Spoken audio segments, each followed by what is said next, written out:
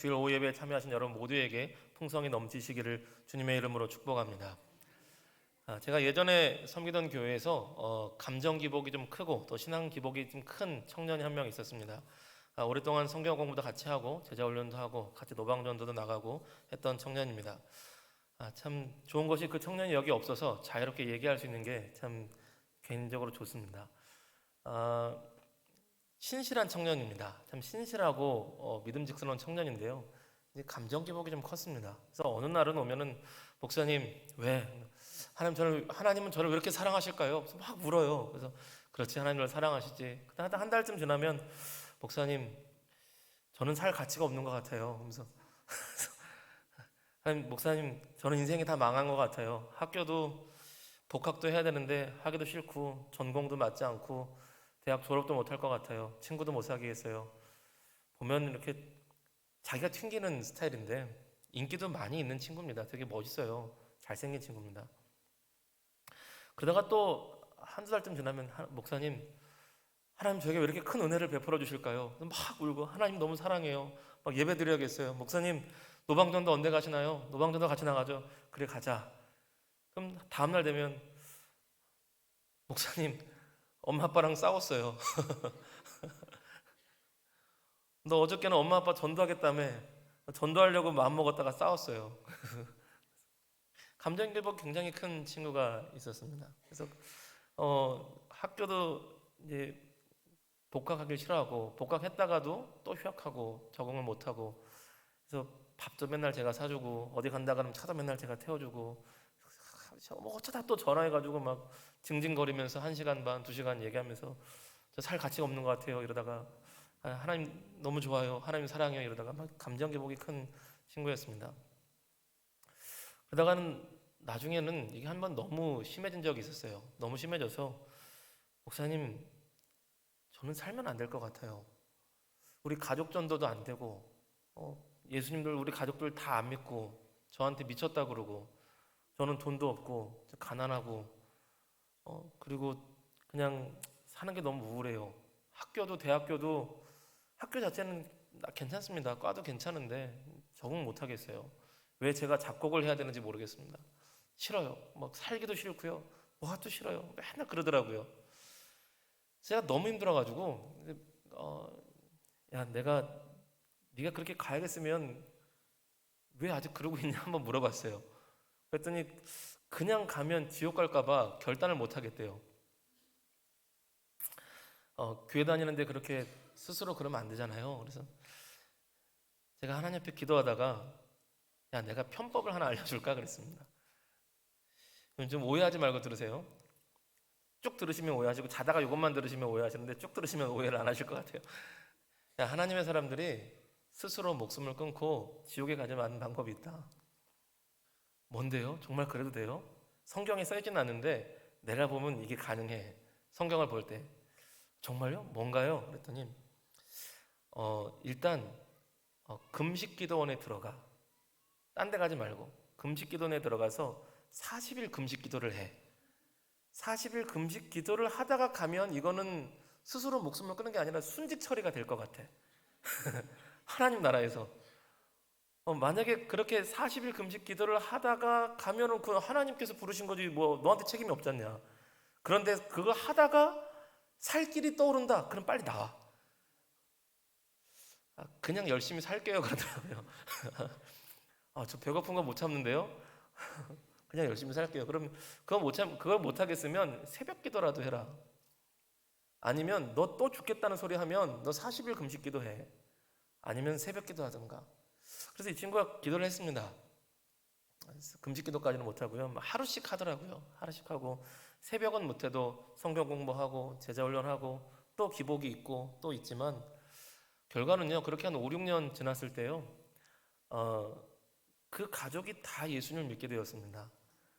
나중엔 이 여동생이 오빠가 사이비 이단에 빠진 줄 알고 저희 교회에 왔어요. 오빠가 집에만 오면 울면서 예수님 믿으라 그런대요. 그래서 오빠가 사이비 이단에 빠졌구나. 그래서 오빠를 내 구해줘야겠다 그러고 제가 있는 교회 왔습니다. 근데 안타깝게도 그 여동생도 한두 달 오다가 같이 울고 있어요. 같이 울고 있다가 같이 울면서 이제 아빠를 데려왔어요. 아빠들은 딸들이 울면 꼼짝을 못하죠. 아빠 예수님 믿어야 돼. 그동안은 아들이 혼자 미쳤나 싶었는데 아들과 딸이 둘이서 울면서 아빠 예수님 믿어야 돼. 그래서 그 집이 그 학생만 이제 의정부에 잠깐 나와서 살았던 건데 그 집이 본가가 철원이에요.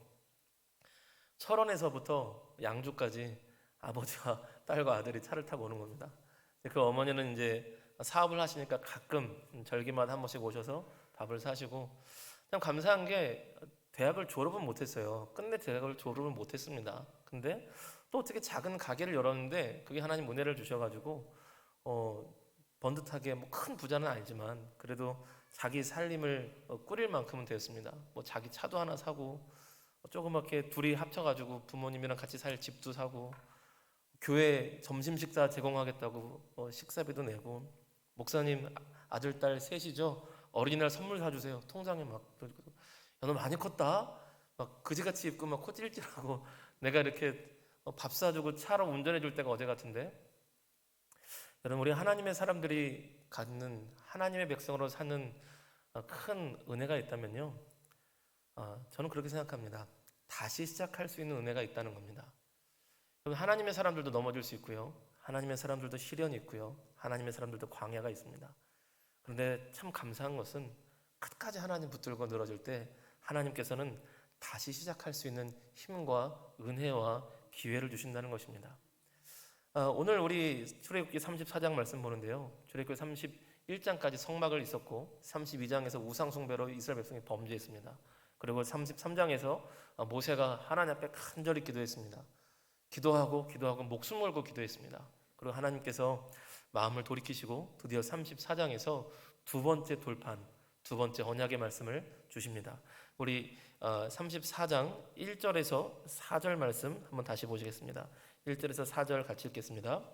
여호와께서 모세에게 이르시되 너는 돌판 둘을 처음 것과 같이 다듬어 만들라.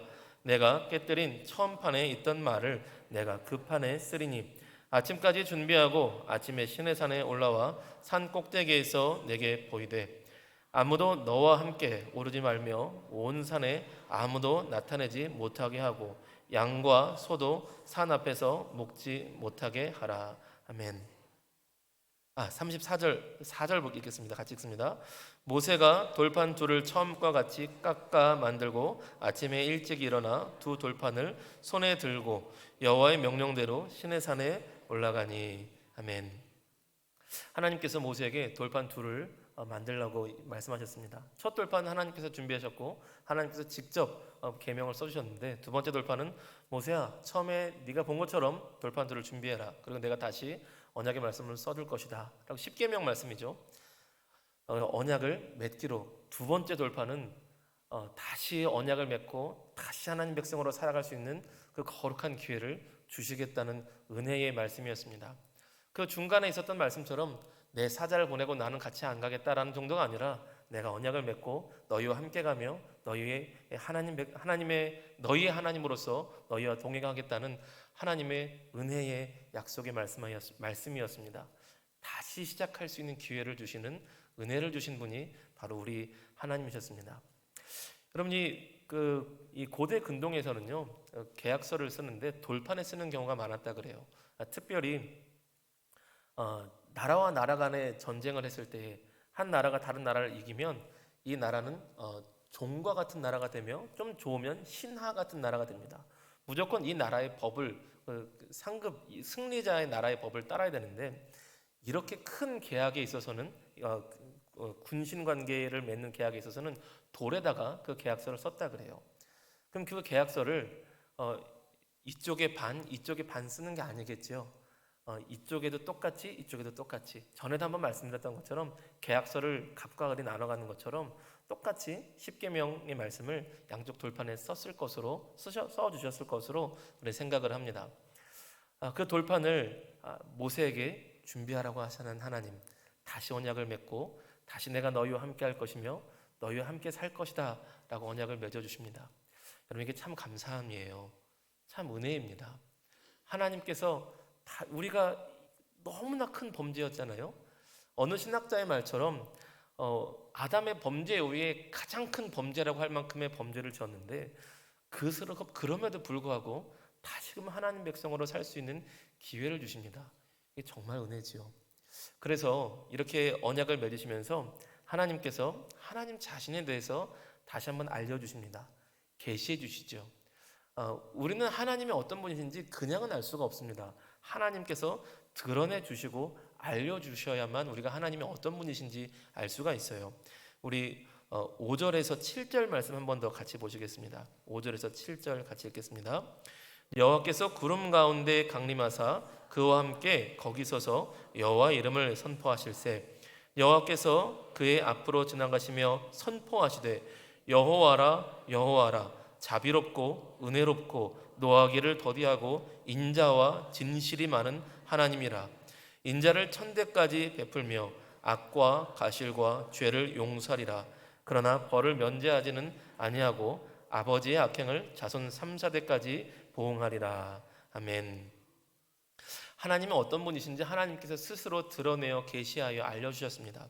여호와라 여호와라 스스로 계시는 하나님 너희와 언약을 맺으신 하나님 특별히 엘로힘이라는 단어보다 여호와 야훼라는 이름을 쓰실 때 하나님과 언약을 맺은 그 우리를 보호자 우리의 아버지 우리의 왕으로서의 하나님을 표현할 때 특별히 더 여호와 야훼라는 이름을 쓰곤 합니다. 그런데 그 하나님은 어떤 하나님이시냐면 인자와 진실이 넘치는 하나님 자비롭고 은혜로우신 하나님으로 소개하고 계십니다. 정말 그렇죠.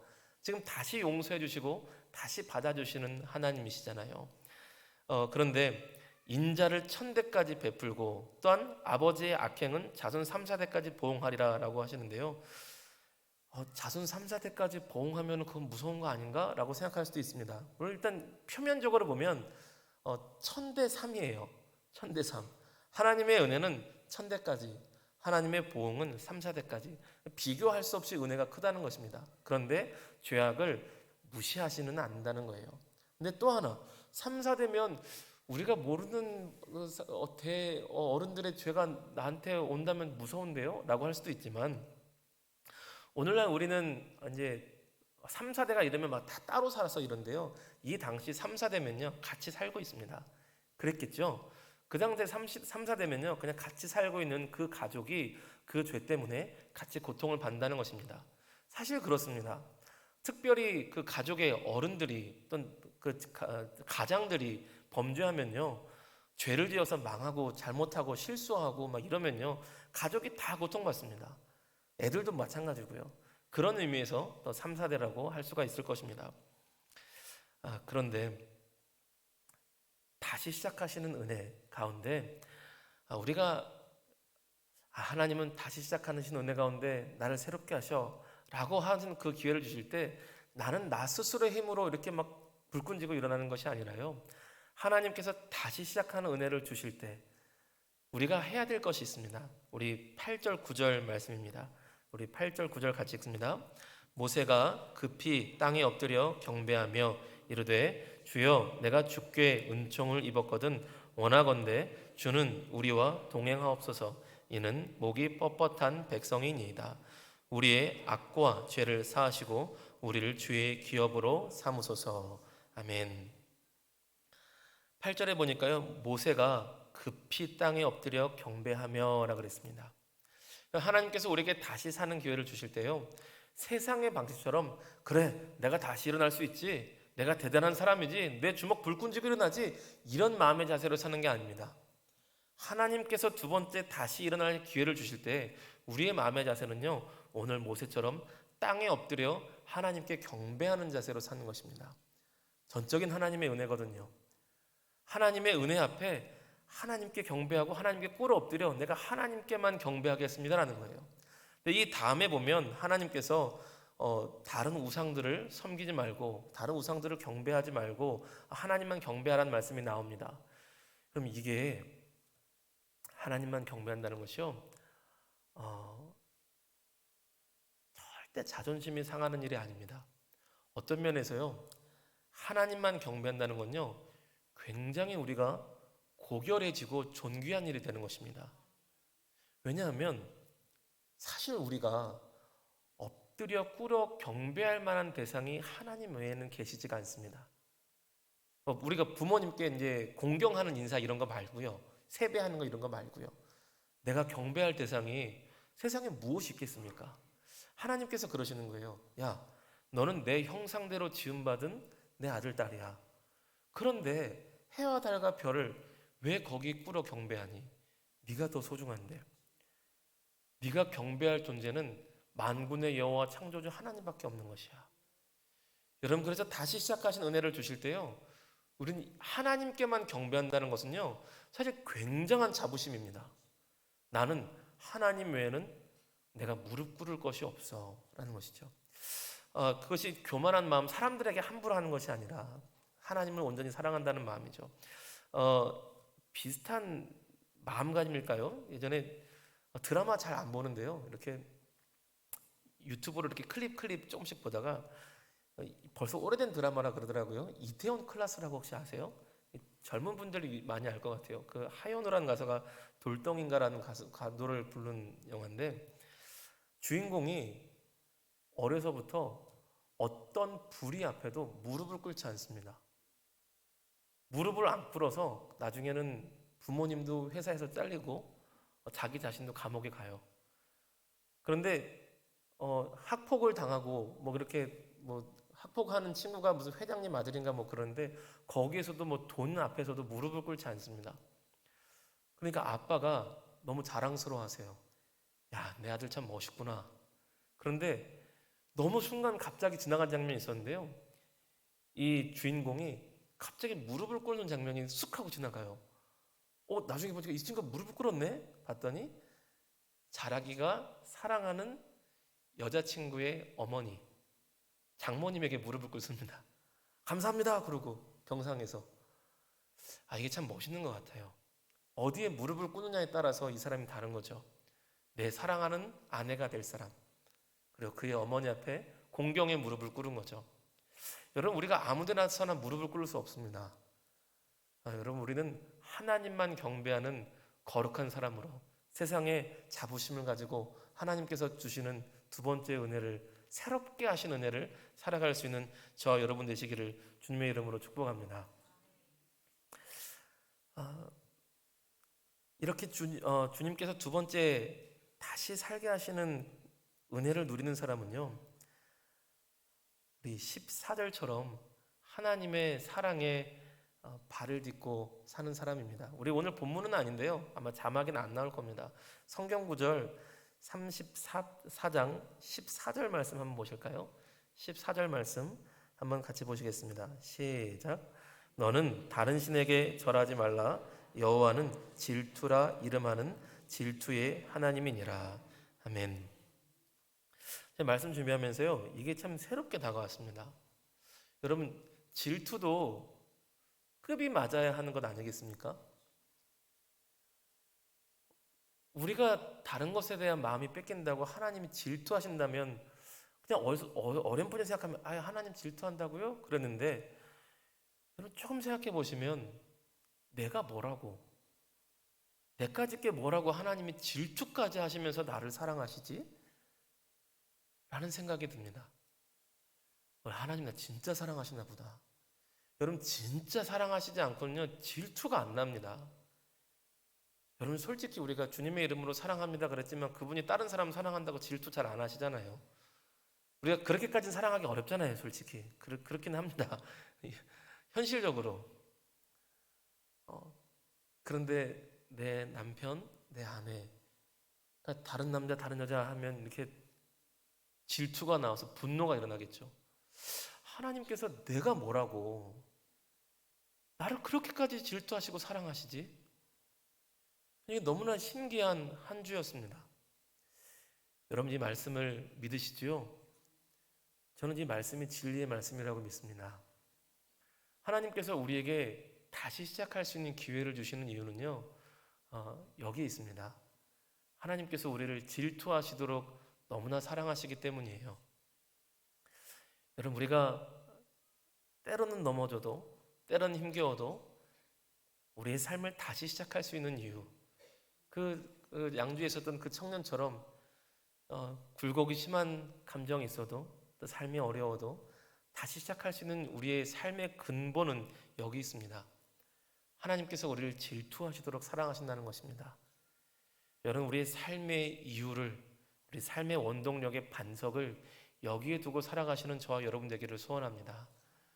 하나님 저와 여러분을 질투하시도록 사랑하신다고 말씀하십니다. 여러분, 이제 말씀을 정리하고 마치려고 하는데요. 사순절의 끝 고난주간입니다.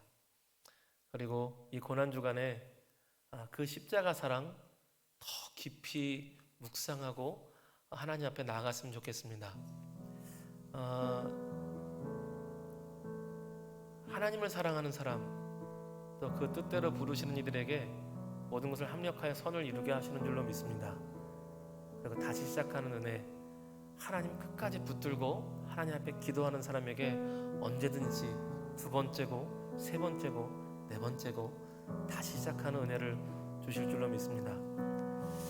여러분, 이 내일부터 시작되는 우리 고난주간에 다시 한번 기도의 자리로 또 나오셨으면 좋겠어요. 그동안 기도의 감격을 잃어버리셨다면, 기도의 자리를 좀 놓치셨다면 하나님 앞에 한 번 더 나아보십시오.